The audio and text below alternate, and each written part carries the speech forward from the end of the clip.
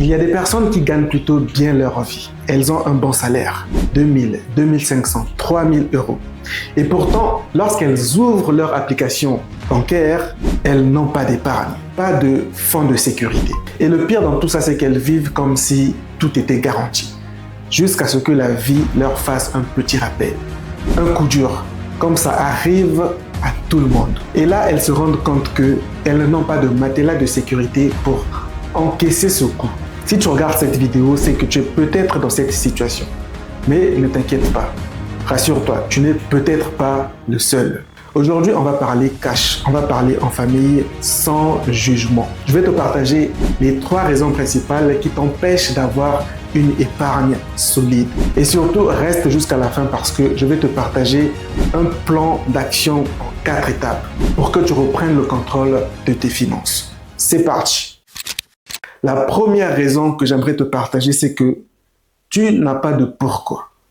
Tu n'as pas de pourquoi. Avoir un pourquoi est primordial dans ce qu'on veut faire dans la vie, dans les objectifs qu'on veut atteindre dans la vie. Si tu n'as pas une raison profonde qui te permette de mettre en place des actions qui vont te permettre d'atteindre un certain objectif, tu vas tout simplement pas y arriver. Si tu n'as pas quelque chose qui te prend aux tripes, quelque chose qui te motive de l'intérieur pour mettre en place un certain nombre d'actions, pour sacrifier certains plaisirs éphémères afin d'atteindre certains objectifs, tu ne vas tout simplement pas y arriver. Aujourd'hui, dépenser de l'argent, c'est tellement facile. On a toujours une raison, une opportunité de dépenser de l'argent. Peu importe ce que tu veux financer, peu importe ce que tu veux faire avec ton épargne, constituer un fonds pour financer un bien immobilier, financer, je sais pas moi, le tour du monde, construire une petite maison à ses parents, peu importe la raison pour laquelle tu veux épargner de l'argent, avoir un pourquoi te permet de comprendre que mettre de l'argent de côté, ce n'est pas se sacrifier, ce n'est pas se priver, ce n'est pas ringard. Épargner pour épargner ne motive personne. Si tu épargnes pour faire le kéké auprès de tes amis, si tu épargnes pour le plaisir de dire aux gens que tu as tant en épargne, ça ne servira à rien du tout. Mais quand tu épargnes pour une raison bien précise, quand tu épargnes pour une raison qui te tient à cœur, tu verras que c'est quelque chose de très simple, c'est quelque chose de facile, c'est quelque chose pour laquelle tu n'as pas l'impression de sacrifier quoi que ce soit. Tu n'as pas l'impression de te priver. Par conséquent, quand tu veux épargner, tu dois vraiment avoir un pourquoi. Tu dois avoir un but. Tu dois savoir pourquoi tu épargnes. En fait, tu envoies un message à ton cerveau qui va comprendre pourquoi tu veux fournir cet effort. Épargner, ce n'est pas difficile quand tu as un pourquoi solide, quand tu as une raison bien profonde qui te permet, qui te pousse à faire ces efforts-là. La deuxième raison, c'est que tu n'as pas de système. Tu n'as pas de système. Un système, c'est quelque chose qui te permet de gérer ton argent de manière semi-automatique ou automatique, sans que tes émotions n'empiètent sur ce que tu souhaites faire, sans que tes envies ne prennent le dessus. Par exemple, pour beaucoup de gens, quand ils perçoivent leur salaire, ils dépensent ce qu'il faut dépenser pour les charges fixes, ils dépensent ce qu'il faut dépenser pour les charges variables, et ce qui reste, c'est ce qu'ils veulent mettre en épargne, c'est ce qu'ils veulent mettre de côté. Mais quand il y a 0, ils sont OK avec ça. Mauvais calcul. Ça, ce n'est pas un système. En revanche, d'autres personnes, quand ils perçoivent leur salaire, ils allouent un budget pour les charges fixes, ils allouent un budget pour les charges variables, ils allouent un budget pour leur épargne.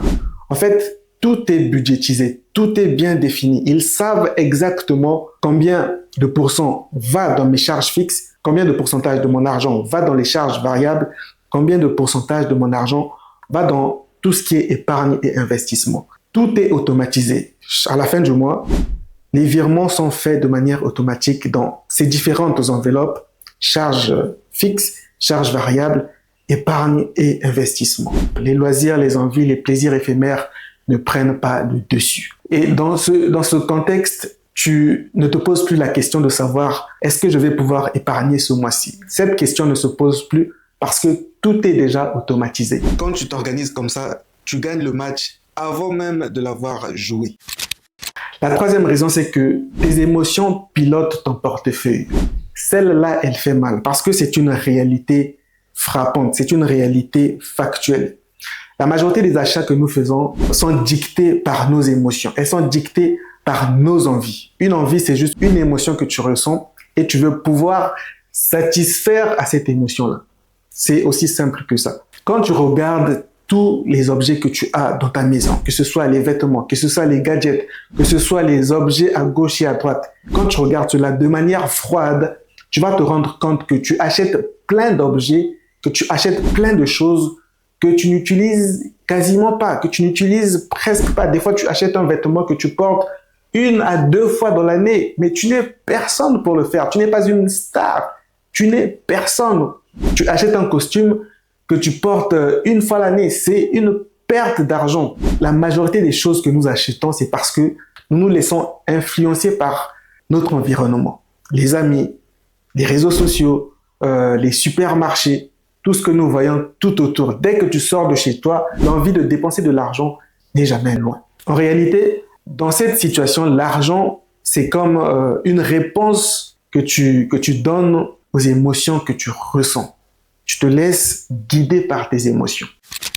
Maintenant qu'on a vu ces 3 raisons qui t'empêchent d'avoir une épargne solide, on va voir comment y remédier, comment on change cette situation, comment on réussit à reprendre le contrôle.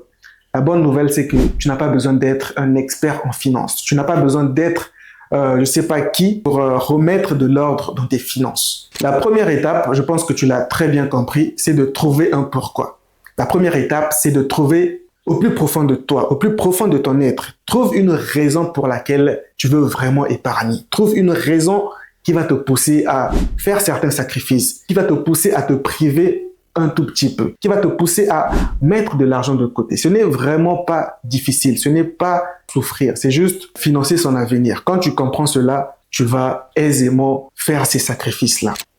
La deuxième étape, c'est de faire un audit de tes finances, faire un audit de tes 3 derniers relevés de compte. Sur ton relevé de compte, on va voir les différentes activités qu'il y a eu pour comprendre où va ton argent, dans quoi tu mets ton argent. Tu peux avoir une vue sur tes habitudes de consommation. Donc, ce que tu vas faire, c'est que tu vas prendre une feuille sur laquelle tu vas avoir 2 colonnes. La colonne de gauche, tu vas lister toutes tes dépenses fixes, toutes tes dépenses essentielles, tout ce qui est loyer, alimentation, facture, transport, tout ce qui est besoin essentiel, tu les classes, tu les listes dans ta colonne de gauche. Ensuite, dans la colonne de droite, tu vas lister tout ce qui n'est pas essentiel, tout ce qui est non essentiel, tout ce qui est sorti. Plaisir, envie, tu as acheté un vêtement par-ci, tu as acheté, tu as un abonnement là, tu as telle dépense qui revient souvent. Tu listes tout ça dans ta colonne de droite.